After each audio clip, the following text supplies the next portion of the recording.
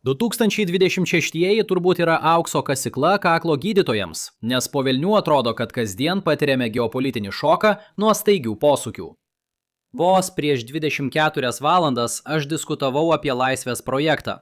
Sistemą, kurią Jungtinės valstijos norėjo įkurti, kad evakuotų Persijos įlankoje įstrigusius laivus. Tada Markas Rubijus pasirodė kaip kandidatas į 2028 metų Respublikonų partijos nominaciją ir surengė spaudos konferenciją pavaduodamas įprastą spaudos atstovę Karoliną Levitt, kuri šiuo metu yra motinystės atostogose. Šaunuolis Rubijus, kad įsitraukė ir užpildė dar vieną laisvą darbo vietą Baltuosiuose rūmuose. Bet kuriuo atveju Rubijus pasakė, cituoju, operacija baigta. Epinis įniršis. Taip administracija pavadino karą su Iranu. Prezidentas pranešė kongresui, kad su tuo etapu jau baigta. Gerai? Dabar pereiname prie šio Laisvės projekto. Bet gal vis dėlto ne. Vėliau tą pačią dieną Trumpas paskelbė True Social, cituoju, Laisvės projektas bus trumpam pristabdytas, kad būtų galima pažiūrėti, ar galima galutinai susitarti ir pasirašyti susitarimą su Iranu. Tada, vos šį rytą Axios paskelbė straipsnį su antrašte. JAF ir Iranas artėja prie vieno puslapio memorandumo, kuris užbaigtų karą, teigia pareigūnai. Tačiau perskaitę straipsnį sužinote, kad tas vieno puslapio memorandumas karo neužbaigs. Šiauniau. Ir kad būtų visiškai aišku, Trumpas po kelių valandų True Social paskelbė, kad Hormūzo sąsiauris bus atviras visiems, įskaitant Iraną, arba bombardavimas bus atnaujintas daug didesnių lygių ir intensyvumu nei anksčiau. Nepaisant objektyviai absurdaus pasaulio, kuriame gyvename, manau, kad vis tiek yra šiek tiek vietos atsargiam optimizmui. Svarbiausias žodis – atsargus. Ir visai ne taip, kaip leidžia suprasti tą antraštę.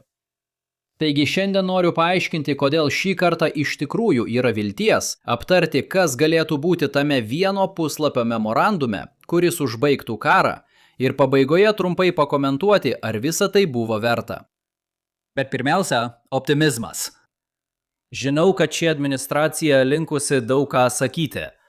Taip pat šiek tiek džiaugiuosi, kad visuomenė vis labiau pripažįsta, jog turėtume nekreipti dėmesio į tuos pranešimus. Tačiau tuo pačiu metu įvyko ir per didelis pataisimas. Trumpas paskelbė dalykus, kurie iš karto atmetami, net jei jie sakomi kartu su brangiai kainuojančiais veiksmais. Iš esmės mes ignoruojame antrąją šio klišės dalį ir turime stebėti, kas čia daroma. Vakar aš pastebėjau esminius projekto Laisvė trūkumus. Jungtinės valstijos tinkamai nelydėtų laivų iš Persijos įlankos, kaip Irano ir Irako karo metu, o tik koordinuotų laivų pasitraukimą. Nebuvo jokios galimybės, kad Iranas tam pritartų. Todėl tai geriausiai apibūdinama kaip pagerėjimas palyginti su pradiniu variantu, tačiau tai nebuvo tikras sprendimas atkurti laivybą įlankoje iki karinio lygio. Tai patvirtindami, pagal šią programą 2 laivai sėkmingai praplaukė. Netaip jau blogai, turint omenyje, kad ši programa truko neilgai. 2 tikrai geriau nei 0, bet vis tiek tai tik dalis to, kas turėtų būti. Nepaisant dalies žiniasklaidai skirto bravūriškumo, Trumpo administracija pripažįsta ribotą ir rizikingą sistemos pobūdį, nors teisingai pažymi, kad vis dėlto kažką darė. Tai svarbu, nes tai reiškia, kad programos sustabdymas perduoda tikrą informaciją. Nuo menko laivų srauto paliekančio įlanką pereiname prie situacijos, kai iš įlankos neišplaukė ne vienas laivas, bent jau trumpuoju laikotarpiu. Priežastis, kodėl taip darytumėte, yra ta, kad manote, jog yra didelė tikimybė, kad netrukus atsiras geresnis sprendimas. Būtent, kad Iranas sušvelnins apribojimus laivybai per Hormuzą ir visų saugumas bus užtikrintas. Todėl nepaisant to, kaip lengva atmesti Truth Social įrašą kaip nesvarbu, manau, kad čia yra pagrindo atsargiam optimizmui. Tačiau tuo pačiu norėčiau pažymėti, kad jei tarkime būtų 20% tikimybė, jog susitarimas bus pasiektas per artimiausias kelias dienas, būtų verta trumpam sustabdyti rizikingą evakuacijos strategiją. Kitaip tariant, galime tuo pačiu metu manyti, kad pažanga apskritai yra mažai tikėtina, tačiau Project Freedom sustabdymą vertinti kaip gerą žinią. Tai mus atveda prie pagrindinės šiandienos nuotykio dalies – vieno puslapio memorandumo turinio, kuris, kaip teigiama, užbaigs karą. Na ne, perskaitykime tikrąjį straipsnio turinį.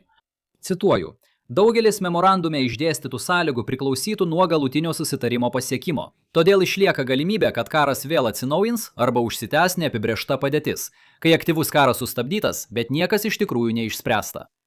Leiskite pradėti nuo to, kad tarptautiniuose santykiuose niekas nėra galutinai nuspręsta. Nėra jokių išoriškai priverstinai vykdomų sutarčių. Jei bet kuriuo momentu kas nors nusprendžia, kad esama sistema jiems nebetinka, jie gali pradėti arba atnaujinti karą. Tačiau yra esminis skirtumas tarp vieno puslapio memorandumo, kuris užbaigs karą, ir vieno puslapio memorandumo, kuris nubrėž gaires būsimoms deryboms tarp šalių.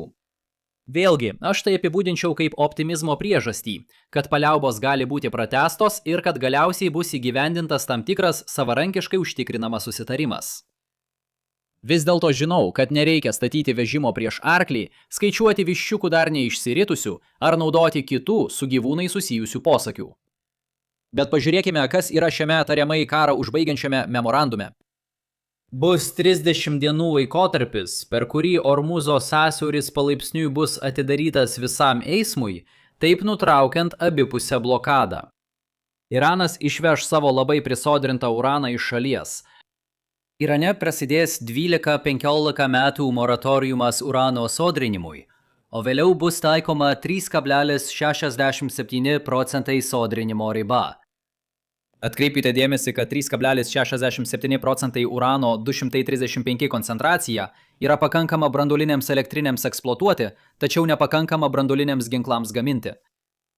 Iranas nustos eksploatuoti požeminės branduolinės įrenginius. Iranas pasižadės niekada nevystyti branduolinių ginklų, visiškai beprasmė priemonė tarptautinių santykių pasaulyje, jei galiu įsiterpti. Iranas sutiks su sustiprintų inspekcijų režimu, beveik neabejotinai prižiūrimu Tarptautinės atominės energijos agentūros. Tai iš tikrųjų yra prasminga, nes inspektoriai gali patikrinti, ar Iranas laikosi susitarimo.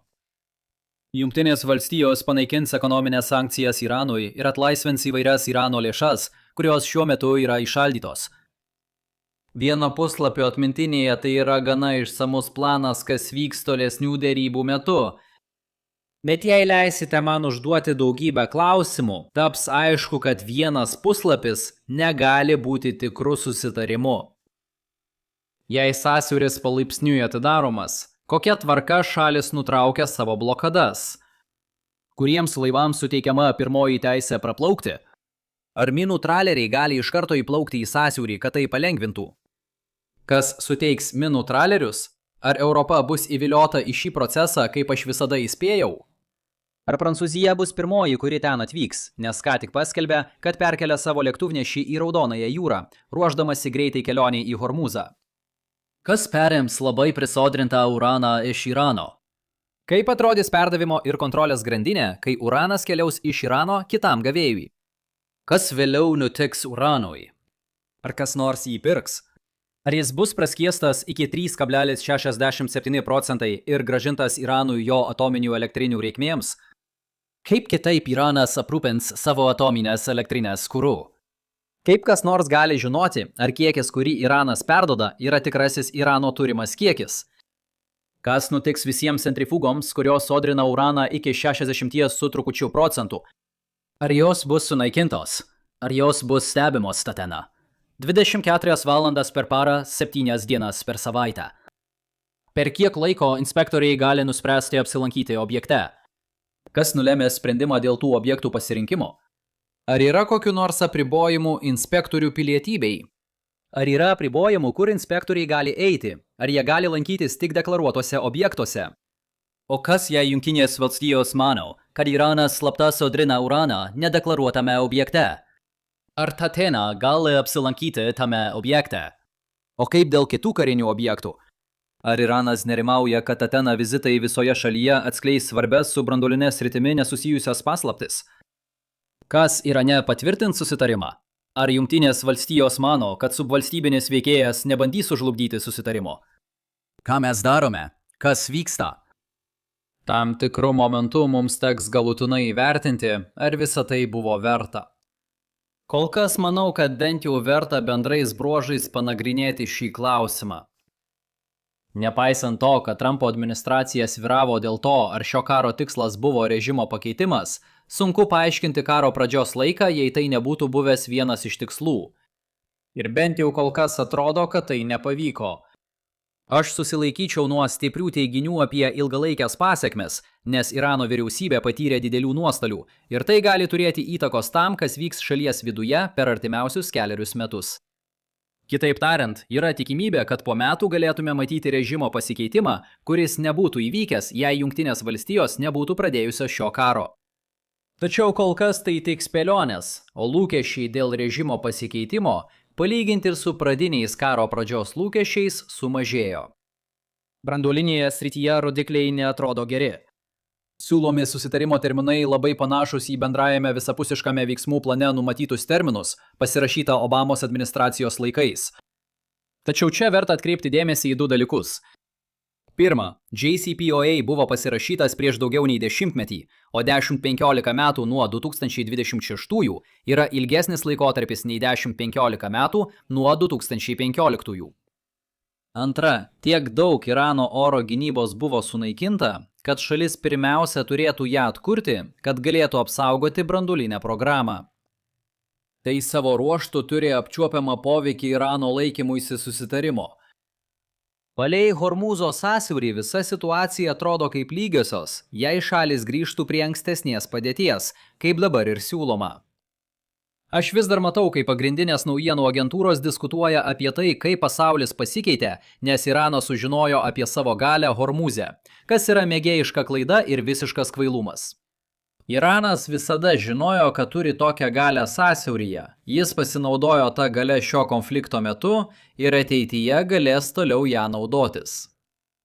Paskutinė dalis, kuri vakaruose sulaukia mažai dėmesio, bet yra itin svarbi regiono partneriams, yra ta, kad Iranas artimiausioje perspektyvoje prarado galimybę regione veikti savo karinę galią. Iranas nebegali teikti karinės pagalbos savo pasipriešinimo partneriams tokiu pat lygiu, kaip tai darė pastaruosius 10 mečius. O tai reiškia, kad tokioms šalims kaip Saudo Arabija ir Izraelis artimiausiais metais gyvenimas taps šiek tiek paprastesnis. Dabar, ar tai buvo verta? Tai yra politinis klausimas, todėl jūsų atsakymai skirsis. Nėra abejonių, kad Jungtinės valstijos sumokėjo didelę kainą, kalbant apie operacijai sunaudotą karinę techniką ir atsargas.